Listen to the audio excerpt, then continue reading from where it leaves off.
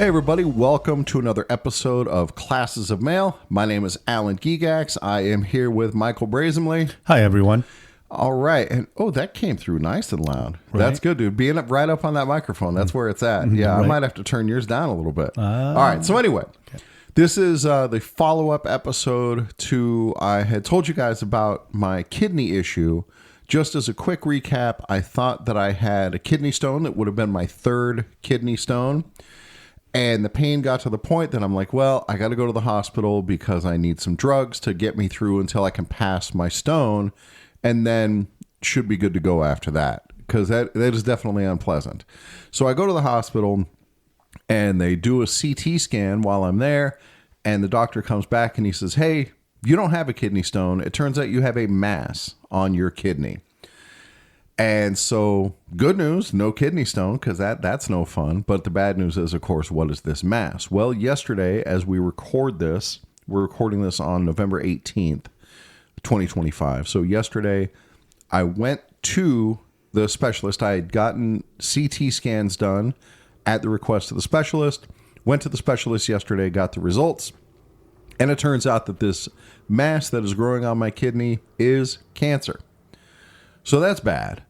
But the good news is it was caught early and it's at a size that should be treatable. So the doctor said that this is a type of cancer that does spread, but you don't usually worry about it spreading until it gets to like 8 to 10 centimeters in size.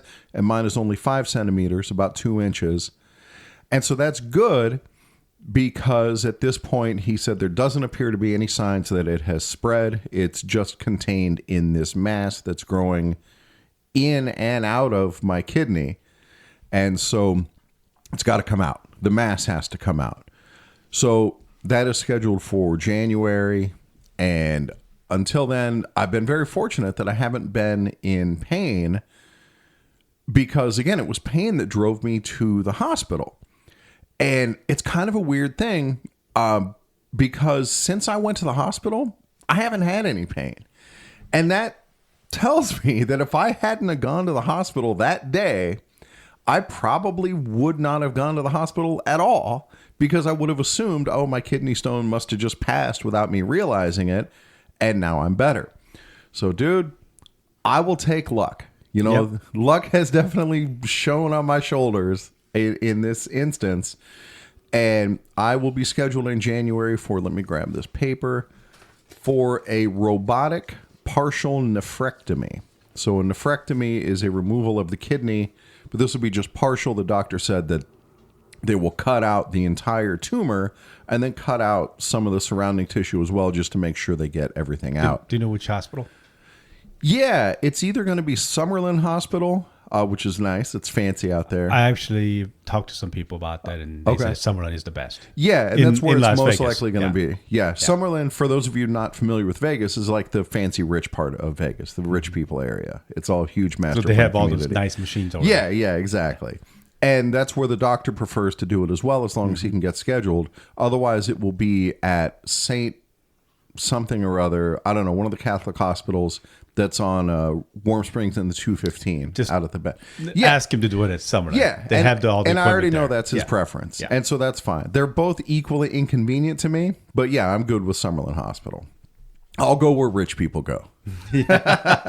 So, dude. Your health insurance is paying a lot of money for it, so might as well go there. That's the truth, dude. Yeah. And so on that note, the doctor asked me, he said, at the stage it's at, it's not urgent. It doesn't have to come out immediately, but we can't wait 6 months. So he said, do you want to get it done in December or January? And there were a couple of factors. One of them being December, it's a lot of work. We get a lot of overtime in December, and it would be nice to miss some of that. But I also get pretty good tips, and so I don't want to miss those. But the bigger factor is it's probably going to be really expensive. And I have good health insurance, NALC high option. But, dude, I mean, when the surgery costs, you guys know how American healthcare is. The surgery, the retail price is going to be like $220,000. Yeah.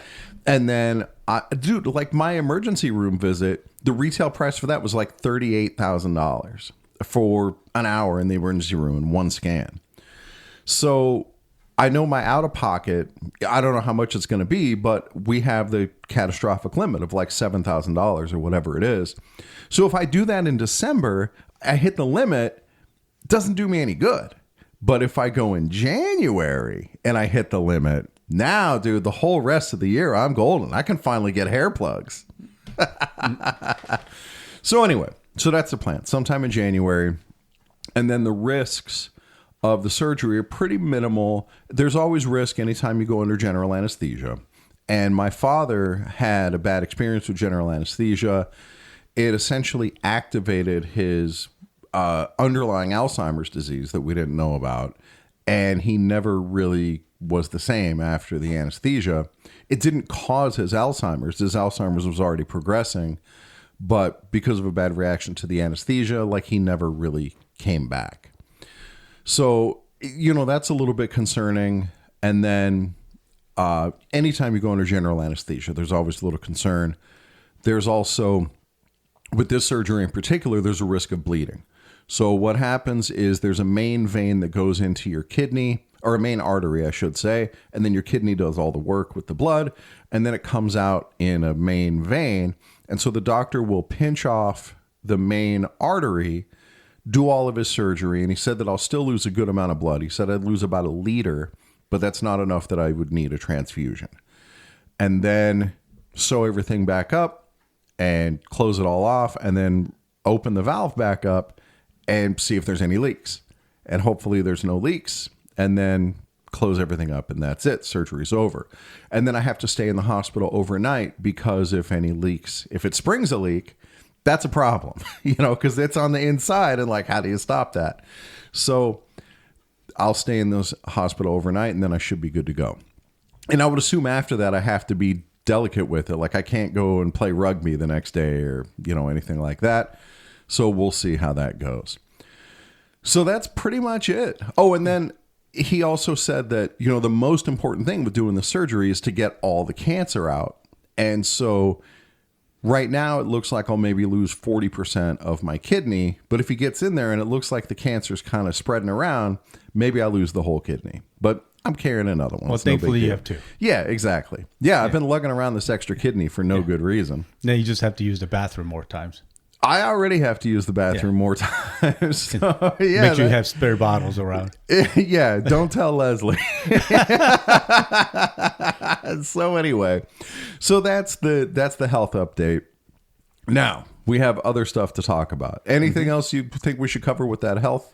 No. I mean, the funny thing is I also went to a doctor's appointment on the same time. Oh, yeah. And I'll tell you about that one. Yeah, go ahead. That's because it's on the job. Yeah, that was workman's comp. And during the investigative interview, and I told him that, hey, you know, these things, pain is happening, and it's hard to move my shoulder to drive and all that stuff. I told that in the investigative interview. And you had injured your shoulder at work. At work. It was carrying those stupid Amazon packages that had liquid in it. It doesn't even say it's liquid or heavy, anything on the box, you know, they'll tell you anything. Right. Yet the box weighs like 50 pounds, you know, and so when I'm delivering it to like a school, when their doors are like freaking heavy as hell, and you're trying to carry one package on one arm, and the thing is, I should have just let it on the ground and then open the door. But you know how it is. Yeah, of course. Lay anything down because that means you have to pick it back up. You don't want to hurt your back. So I did the stupid thing of opening the door, and then the package shifted, and I'm trying to catch it from falling, and then I tweaked my shoulder. So anyway, the whole thing is that now I had a surgery done last year, and but I'm supposed to have a physical therapy. But you know how it is when you're going through the post office doctor, that they give you crap and they don't know what they're doing. Sure. And so this whole time, you know, I've been waiting on physical therapy. Nothing's ever happened, and then now management is issuing me discipline for calling in sick. You know? Right. We talked about that on a previous episode. Exactly. This bullshit 7-day or 14-day suspension. You're right on the edge of getting fired. Right. And the 7-day was still in process, so it's an uneducated discipline anyway. Yeah. So we made a decision to go see that. Basically, my station manager didn't believe that I had workman's comp because he didn't know that I had it. Because he wasn't here yet. Like in your personnel file? It is. So I told him, I said, hey, I believe it's in your file. You can probably look it up. Then he looks at it and goes, "Oh, it says you got 100%." And I'm going, "Okay, that shows you that I had workman's comp still open." Right. Okay. And he still didn't believe me. So I said, "Fine." And then he goes, "Fine, then if you get FMLA, then we'll get rid of all these things." Okay. Great. So now I skate. So in Vegas, we don't have a lot of workman's comp doctors. Yeah, that's true. And so, but thankfully our union actually, we had a guy come to the union hall and give a presentation like, hey, if you have workers' comp, you should come and see us. Right. So that's who I contacted. Okay. And so I made an appointment and I explained to him exactly what happened. They're like, "Oh yeah, since your previous doctor released you, now you can come and see us." I'm there like, you go. Good. Because, it's still open because I haven't done the physical therapy yet. Okay. And so I go in and you know what the amazing part was? Tell me. Everybody that was waiting in the waiting area were all mail carriers. Dude, it is a physically demanding and damaging job. But here's the thing is that tells me that they are doing their job right. And here's the crazy part. They had all the paperwork ready. Oh, that's cool. They had all ready. They know exactly what the workman's comp. And it was just so nice to. It's not like going to Concentra, right? It's so nice to deal with people that know what a workman's comp is. Yeah, for sure. And so when I explained it to my doctor about what's happening, they're trying to fire me, so I'm gonna have to start getting the FMLA. Right. Doctor's like, "Well, that's no problem getting you the FMLA because of your problems." Right. But in reality, if management fires you while you had the workman's comp, that's a huge lawsuit against the post office. For the results of an on-the-job injury. Yeah. And this is the idiots that we got in our post office that could cause lawsuits, a big lawsuit, and lose all that extra money because of these people think they have the power to do whatever they want. Right. Yet we're supposed to be broke. Dude, that's the irrational side of management. That we're supposed to be pinching these pennies, but yet look at all the money they blow on grievances and mistreating carriers. Right. Look at all this madness. time off that we had for investigative interviews, to sit in with the grievances and all that. Yeah. And it's all gonna be gone because I'm gonna get FMLA anyway. Right. So they get all thrown out. So all this wasted effort and possibility, if they did try to fire me, that they could be sued. Yeah. And then the number of people who they'll put on like emergency placement and then have to bring them back and pay all their back pay for no work. Right. Like it's idiotic. Right. It's just causing more problems in the post office. And all it is they're trying to force an issue with the carriers to scare them. Right. But in reality, why? Because this is something that, because nobody really benefits. No, and Corey talks about part of the issue Corey Walton talks about is that management doesn't have to feel the negative effect of wasting all this money on grievances, on improper discipline and shit like that. Like it doesn't come out of the manager's pocket. Right. So, and here's something that so I was sitting down to do 14-day suspension. All right. On that meeting.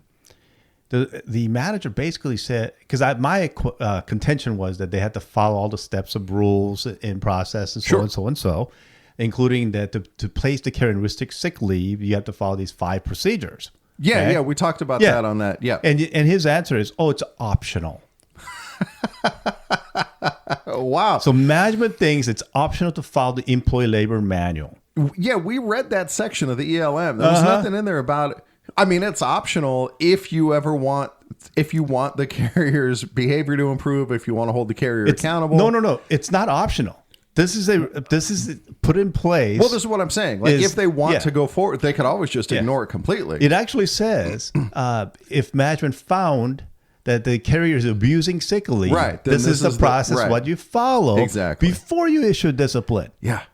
Yeah. So it's in process. The employee labor manual means they have to follow that because what is employee labor manual made for? Telling management how to do their job. Not all carriers, employees. All employees. Yeah, that's right. Yep. So they have to follow it, Right. And so when they say it's optional, the reason they're using that as optional because our union is allowing them to do the crap. Okay. Because here's the thing: I can blame my branch, but I know that it's going nationwide. Right. Yeah, it's not just our branch where there's a problem nationwide. I mean, look at the whole idea of contract enforcement. Like, we already have the contract. And so when we get these watered down settlements that say management will abide by the contract, dude, that's what the contract is. And so now the management thinks oh, it's optional. We can do whatever we want because we don't have to follow the rules. Right, because there's no fallout from it. There's no repercussions, or what's the word I'm looking? Sanction. There's no sanction on that. No accountability. Yeah, that's exactly right. And I think that is the problem that's happening nationwide. Right. We're not holding these matches accountable because they think they can do whatever they want, break whatever rules they want, and get away with it because they have. Right. So we have something similar. That's a good segue in like the issues we have within our own branch, where there's no sanction for just disregarding the bylaws or the election rules or whatever it is. And even when national has to step in and be like, no, that's not right. Oh, well. And here's the thing. Let's say we settle on a grievance with saying the management broke this rule. What do they usually get on the resolve?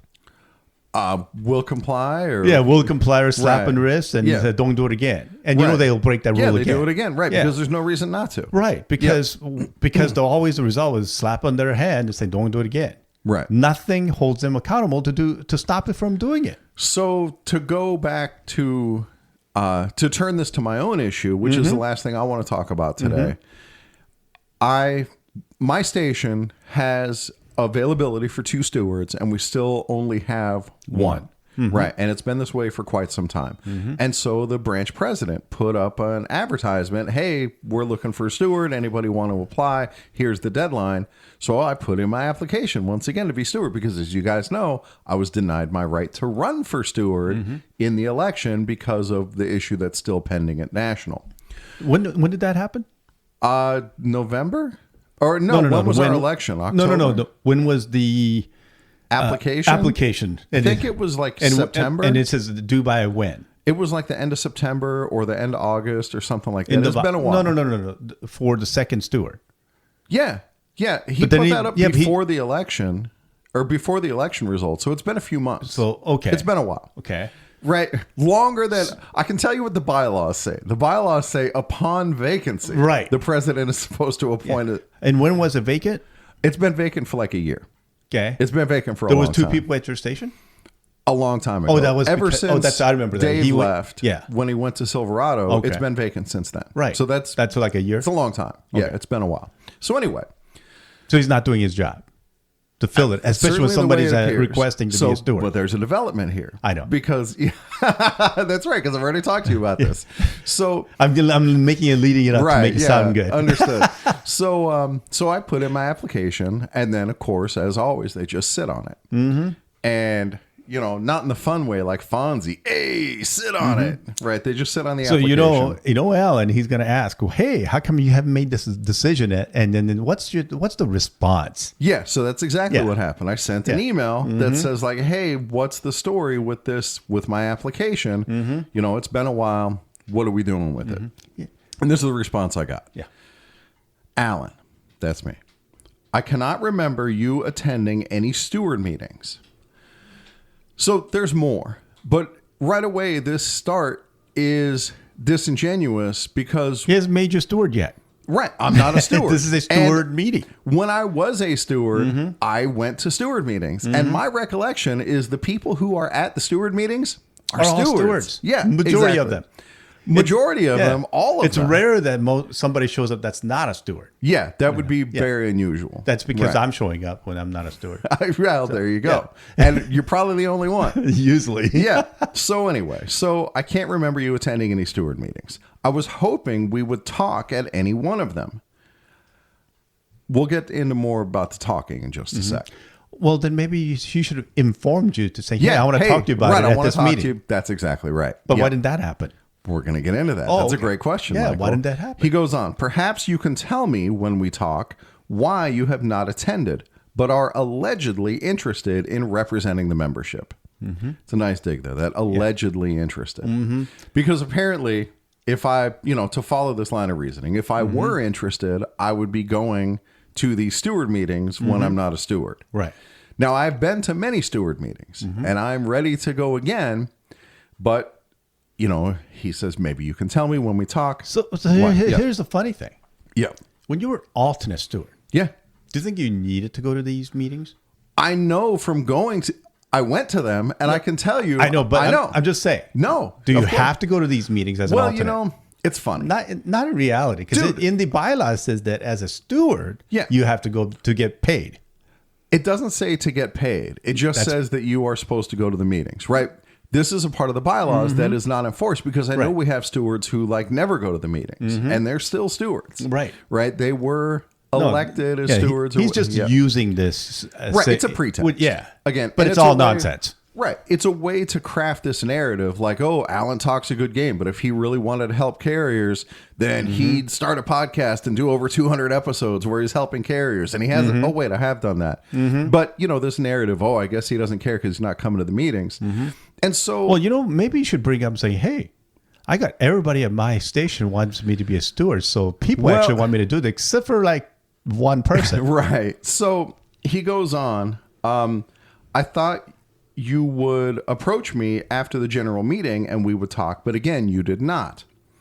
So I want to address that, right? I'll get into what I wrote back, because this is an outstanding issue. So I wrote back, this is the first time you've expressed interest in talking to me since I last made the offer months ago. Right. We've been talking about this for over a year. Exactly. And it was quite some time ago where I had reached out and like, hey, if you want to talk, I'm available to talk. And you brought up at the general meeting to vote. What are you talking about? To vote for you to become a steward. Oh, yeah. But I'm saying like he easily could have said like, hey, I want you to come down and talk. But to go back to my response, that, you know, this is the first time he's expressed interest in talking since I last made the offer months ago. I would invite you to revisit those emails. I expressed my willingness to have an on-the-record conversation with you. You expressed your unwillingness to have such a conversation with me. When I asked you how we could move forward, you never responded. When did he ask you that? That was... Like, when did those emails take place? I'd have to go look it up, but it was many months ago. Yeah, that was because that was the first time you requested it. And we have been, you and I have been at the hall, and you presented it, and then his friends voted you out from becoming a steward. That was over a year ago. Right. So, but I'm saying, like, didn't even ask your own station. Where the ball has been in his court to bring forward the next conversation. You know, I'm not just going to force conversation upon him when we have this core disagreement. But here's the thing. Yeah. Why is he doing that only to you? Because I don't see him ever doing that to anybody else. Of course. You've nailed it, Michael. Yes. Yeah. This is a policy that only applies to me. To you. Yeah. Well, I'm sure it would be for me too if I was looking for it. Right. Exactly. Yeah. So I go on. The ball has been in your court since that time. I don't know why you would expect me to initiate contact with you when you have expressly stated your unwillingness to have such a discussion. Again, there's nothing on there that says that you have to keep talking to him. He has to install the stewards, and you're the only one that's bringing it up to be a steward. Okay, right. So I was the only applicant. Yeah. And so he felt that his duty to install you because there's only one other person that's putting on there, so he has to put it in that person in the meantime. Well, I mean, if he thinks I'm unqualified, or if there's some hurdle that he... It's what do you have to be unqualified? No, but it's his responsibility to appoint with the consent of the executive board, right? And he can't just, appoint anybody. Okay. Like, he should give it some thought. I would hope that a president would give it some thought. He has to install it. That's in the bylaws, right? Yeah. Okay. So what disqualification do you have to have so that he won't put it? Oh, feelings should not be in there. That's going to come up, Michael. Okay. So, but if he felt he's so butthurt because you won't kiss his ass, then that should not be an excuse. Well, he can speak for himself on that if he would. But again, in this case, hey, Alan, I don't see your lips being brown. Okay. No, they're not. Okay. So, but again, in this case, if that was the barrier to him fulfilling this responsibility of filling the job, he could have said something to me, and he didn't until now, just today when I pressed him, or yesterday. I mean, here's the thing, listeners: if you were you know about anybody who wants to run for steward, what qualification do you think people need? It's to me. Yeah. Willing to learn, willing to protect carriers, right, and willing to do the job as a steward. Well, what else do you need? You may remember an email some time ago when my branch president said, when the executive board believes that someone is qualified, the appointment will be made. But he won't say what the qualification exactly right, is. because I asked him that exact thing. Yeah. And what qualification because am I you missing? have more qualification. Most of the stewards in Las Vegas. That's why. So, going on. Thank you for asking why I have not been to any recent steward meetings. I don't need to wait for the meeting to tell you why I haven't attended. I can tell you now. It's because I feel uncomfortable and unwelcome at the union hall. There are things that you have said to me and done to me that have led to this feeling, such as, number 1, firing me from the Carrier Academy and telling me, quote, the squeaky wheel gets greased, end quote, because I was agitating for better conditions in the academy. Now, when there's a squeaking wheel gets greased means what? It's It because means- you talk back? No, it's because what I said there, because I was agitating for better conditions, because I had gotten my hand on the manual for how the academy is supposed to be run. And I'm like, hey, we should do it this way. I'm sorry, but talking back and all that stuff is part of what stewards do. Not only that, but We're supposed to argue arguments. that was me giving a hard time to management, right? That was not me giving the union a hard time. Right. That was me writing management and saying, look, this is in the manual. And I remember in that conversation, So go ahead. if our president follows what management wanted to get rid of you, who's actually working for management? Wow. I'm just asking out of He curiosity. may have had his own reasons for getting rid of me, but, but this is the But issue, out right? of curiosity, that means he's following what management wants. In reality, So to go back sounds to like that, he's more supportive of management. Now, this is my Right. opinion. Yeah. What I'm seeing, this is what I'm seeing. It's my opinion that he's just following what management wants, get it. what's good for the carriers. Well, so if we go back to that episode of when I got fired from the academy the second time, fired by my own union instead of by management, you know, these things that I was asking for, like, hey, we're supposed to come in early to get the class set up. We should do that. And then he told me, he's like, hey, man, now that you're back in, just keep your head down. Don't ask for this stuff. And I'm like, you got to be kidding me. I have, you know, that's why these manuals exist, so that we can give people the proper academy. And that's when he told me, well, you know, some people say the squeaky wheel gets the grease. I like to say the squeaky wheel gets greased. And then he fired me from the academy. So he greased you. Yeah, he greased me. That's exactly right. Right. So that's number 1. And dude, this was, again, to me, that's first blood. Yeah. Right. It's In almost this- like somebody saying, oh, you're not going to follow what the establishment wants, so I'm going to get rid of you. Right. Because I was making myself a pest to management. And yeah, Oh, I'm sorry. Why were you being pest to management? because they weren't doing what they were supposed to do according to this agreement between the union and management on how the academy would be run. Oh, you mean it's better for the carriers then? Yeah. Oh, okay. That's what I was agitating for, better conditions for carriers in the academy. And the squeaky wheel gets greased. All right, so that's number 1. And again, just to reiterate, in my view, that's first blood. You know, because I thought I had an ally in my local union up until that point when I got fired. And I talk about that a lot in that episode. All right, number 2, removing me from my position as alternate steward. You use the excuse that the removal was automatic each time new branch officers That were... has never happened until he did it. Well, that's what I'm about to say. Each time new branch officers were elected, but you admitted in the meeting that no such provision exists in the bylaws and no such automatic removal of stewards had happened before. Yeah. So, yeah, this is just a way to get me out. Right, exactly. And so why would I not feel welcome down there? Well, that's what I'm listing here. These reasons why, you know, I was trying to serve the members. I was going to the steward meetings. And again, he removed me. Number 3, when I previously applied for steward, you said I wasn't qualified, but would not explain what qualifications I allegedly lack. And so we've already kind of touched on that one. And dude, there's obviously more. Like when they fired me from being an on-the-job instructor. So how many stewards that do we get has never read the contract before they became a steward? Most of a them. lot of them, Yeah. right? And so the qualification is you don't need to read the contract to become a steward. Well, and that's the point, right? Is Right. these qualifications only seem to apply to me, and then he won't even say what they are. Right. Yeah. Yeah. No. The qualification is that he wants you to have brown lips. I don't know. Okay. Because he won't say. Because when I Well, asked of course him, not. Of course he's not going to say, because you know what I'm talking about, brown lips. yes, I know what that means. Okay. Yeah. Yeah, because because that's all he wants is people to kiss his ass. Okay. I'm sorry, but who else that we know that likes that to happen? I don't know, somebody named Trump, maybe? I know this is being not being political, but he loves being kissed ass, right? Right. So there's... So I'm just baffled.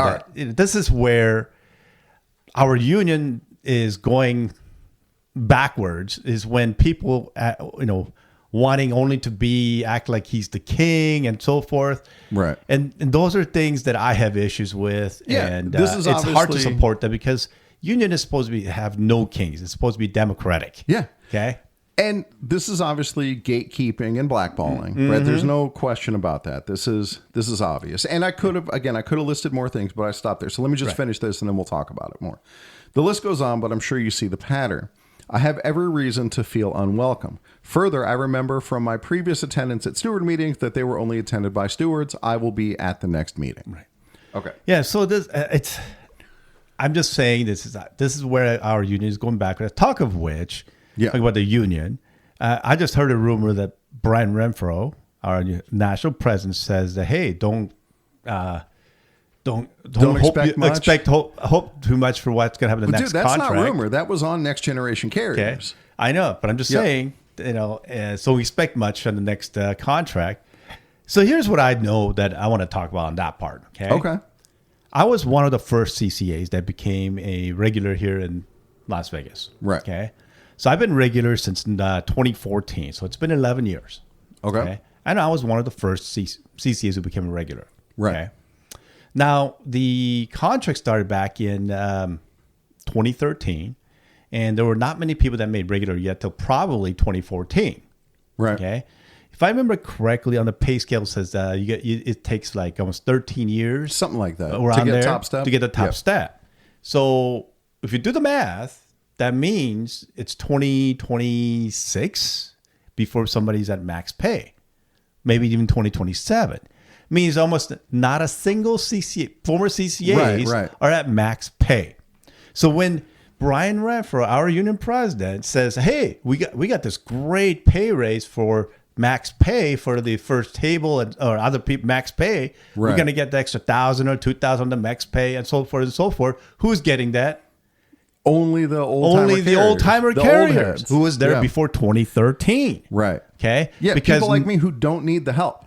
Well, we all need help. Well, yeah, I get you. But dude, the people, I don't have the struggle like Table 2 carriers have. The Table 2 carriers, I mean, here's the thing. In 2013, before 2013, PTFs were the beginning level. Right. And they were getting paid $22 an hour. Yeah, we talked about that. Like after 2013, we had the CCAs. They were getting paid $15 an hour. Right. How much is the CCAs getting paid now? 20? Less than around $20 an hour. Yeah. With all the inflation that's happening. Right. They're still getting paid less than what they were getting paid back in 2013. Yeah. And this is coming after housing market crash. Right. It's obviously a disservice to any new hires. Mm-hmm. And dude, there's a great podcast. I can't believe I haven't mentioned it yet. It's called The Table 2 Ticket. It's a brand new podcast. Mm-hmm. And as far as I know, there's still only one episode. But that episode is a banger. Yes. So I listened to that too. Yeah. And it is a good episode. I sent it to you. And because what he was saying is where I thought about the max pay. Yeah. And once you think about it, you're like, what the hell? Yeah, you're right. Nobody's at max pay. No wonder he's agreeing to this. and as the guy said on Table 2, Table 2 Ticket, more than half of our carriers now are Table 2. And so there is an opportunity here for real democracy for the Table 2 carriers to stand up for themselves. If I remember correctly, I think one of the episodes I listened to was BFN and the Building and Fighting and ALC. Yep. And one of the episodes he was talking about is that between Table 1 and Table 2, there's a loss of $250,000 is the difference. Right. Yeah. Over the course of your career. Course of until you make max pay. Right. Exactly. Okay. So, but nobody's at max pay right now, but they'll be hitting it in a year or two. Finally, some people are going to hit it. Okay. Right. Those people have lost over $250,000. Dude, and he talks about that on his podcast as well, where it's also Adam Crosby is the guy's name. It also, they're paying more. Michael, are paying more for your retirement benefit. Right. And that's more money that's lost. So let's say 5%. Right. And then on top of that, you don't have the disposable income that previous carriers had to just make up the difference by adding more to your TSP because you're in a harder financial situation. Right. So the hits keep coming. So you could be losing thousands of dollars on that, on your retirement, on the TSP, because you didn't get that extra $250,000. Right. Exactly. Yeah. All of it piles up. It all adds up. And we have a moral obligation to the carriers who are on table 2 that if we are a union with real solidarity, we got to be lifting them up. Yeah. And that's why we need only 1 pay scale, not 2. Well, good news, Michael. That's what we have now. Okay. In reality, yes, because... because the top step, I got administratively slotted into top step of table 2. Yeah, but why is it still showing up as 2 tables? Oh, well, one of the reasons is because our union dues are tied to table 1. And then there may be people who have been out on leave or whatever, and they haven't reached the top yet, even though they got hired a long time ago. But for all practical purposes, table 1 is no more. Yeah. Well, here's the thing. So go ahead. All those people that was there, no more because they're all in max pay. Yeah. Okay. That's the reason why. Yeah. And so when our president says, hey, by the way, we got a raise for the people that's a max pay of $2,000 raise. Right. Well, that's helping out the people they were before 2013. Right. People like me. But nobody from after 2013. And do you remember what the percentage was that our CCAs who are not regulars that's in the Postal Service now? It's like 60-something%. Yeah, I heard something between 60 to 70%. Right, that's what he was talking about on table 2. Table 2 that those people are actually on table 2 now. Yeah, compared to table 1. Right, most that means the majority of the people that's on that pay or on that table 2. Yeah, means when he was agreeing to table 1, he wasn't doing it for table 2. No, which is the majority of the carriers now. To apologize for Renfro a little bit. We spend, if you stay at the post office, we spend most of our career at top step, and then all of our retirement is based on top step. Right. And so that was his argument, was that this helps the most people for the longest amount of time. And so, it's okay to put some focus there. But when you spend 13 years to get to max pay. Well, it goes even further than that because half of our new hires aren't even lasting the first year. Right. And so they're not getting any benefit from this. So there's a big chunk of our workers are like not I said, benefiting. in major cities, most people won't get paid at $20 an hour. But you can't get by. Most beginning level pay in most cities, even in Vegas, are usually around $22 an hour right now. Right. Okay. But then 2013, that's 12 years ago, the PTF started at $22 an hour. Yeah. And dude, when I got hired in 2006, we've talked about it on here before. My starting pay was in 2006, it was $19 an hour. Okay. Yeah. This is what the CCAs are making. Right. That's what they're making now, is what I made when I started 20 years ago. With all the inflation that we got and how everything costs so much more money now. Right. Hell, the rent for 1-bedroom apartment back in 2014 in Las Vegas for 1 bedroom average was around $450. Okay. Average for 1-bedroom apartment in Las Vegas now is $1,600. Dude. 4 times that. That's wild. So if you were making $22 an hour, you should have got 4 times that. Dude, and it goes further because you have the opportunity lost, right? When you're on table 2 and you're hurting at the beginning, you can't get ahead in the way that I was able to get ahead as a table 1 carrier because I was able to buy the house that we're recording in right now at a time when it was more affordable. And now someone like you on table 2, it's impossible because my house, when I bought it, I overpaid for this house at $160,000.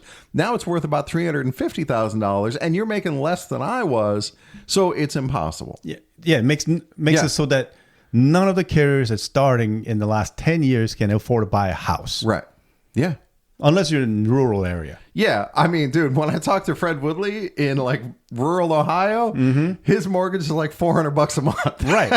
Like I said, unless you're in a rural area, right. And if you're in a city, you cannot afford to buy a single house. Yeah. Right. When I talked to the dudes in Boston and a 1-bedroom apartment there is like $3,000 a month. And for example, in Las Vegas, you had to make $150,000 a year for you to be able to afford that house. Dude. It's awful. That's the average going right now in Las Vegas. Right, right. Do we even, are we even any close to that? No, we're only at half that. Right. So again, we have this moral obligation, and it's something that needs to be stressed, in my opinion. And that is why when our national president goes, there might not be anything that's going to happen in the next contract. Right. It's so depressing. So to me, this is something that has to be stressed by the members going into the next negotiation, right? This is what we have to think about going forward. If we don't have a contract yet, by the time we get to the convention, it's definitely something that needs to be talked about on the floor. Yeah, but here's the thing. Yep. Did you say that Brian, our national president, Yep. wants to have send it to arbitration immediately? I seem to remember that coming out of that same interview was like So he if would did- be very quick to send So it if to he arbitration. does the same thing that he did with our last arbitration, it'll be what, 3 days? Well, So what he's I trying mean, to that- settle the shitty contract before our convention? Dude, to me, I know I give people the benefit of the doubt too much, but I would say that like these are lessons that were learned from the last go round where he waited 700 days for what? You know, there was no benefit to waiting all Right. that time. But and now- so now he's going to go the other way, just send it straight to arbitration. Because there's going to be no benefit again? But this is all speculation. Anyway. It is because we're looking at the future right now. Yeah. Okay. And that's why I'd rather focus on But here's the thing. Our contract ends in May. right. Oh my God, dude! Already Contention our convention is in God. August. Right? That's 3 months different. Yeah. But the contract can start negotiating 3 months before that, which is in February. Right. Okay. And so he has 6 months to make that decision. And here's the problem. Yeah. He originally, before the tentative agreement, it was supposed to be November of 2026. Right. Exactly. Yeah. So why did he change it 6 months earlier? It's a great question. Because he wants the full control of it before the I would election? agree with that. That's my speculation as well. Okay. So here's where I'm hoping. This is where I'm crossing my fingers. All right. It is election year. Right. If he wants to keep his job, do a great job on the next contract. Yeah. If he brings us a killer contract, he's got a fighting chance to win in the next Right. election. If he says, "Oh, nothing's going to happen," or whatever, he's definitely going to not be the president again. Right. Because nobody's going to like that. Yeah, at all. I wouldn't.